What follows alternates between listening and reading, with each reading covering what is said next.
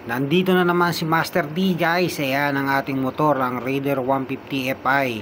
Kaso meron tayong problema kasi guys, napansin ko sa mga ibang motor, magaganda yung mga nut nila. So guys, pwede nyo ba akong tulungan? Ayan, meron ako nakita sa Shopee, silver na tornilyo ba yan tawag dyan, at saka blue, at saka meron pang mga gold. So guys, gusto ko sanang gawing content tong motor na to para dun sa before and after niya.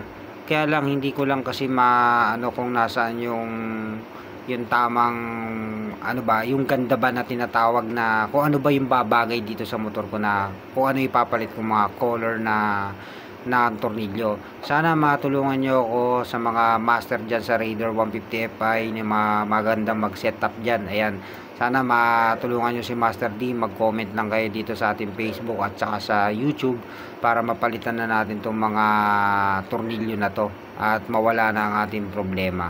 So ayan guys, sana matulungan nyo ako at asahan ko kayo. Ayan, papakita ko ulit yung mga nut and bolts na yan. So yun yung silver, blue ba yung tawag dyan, or violet at saka gold. Sana mag-comment kayo guys.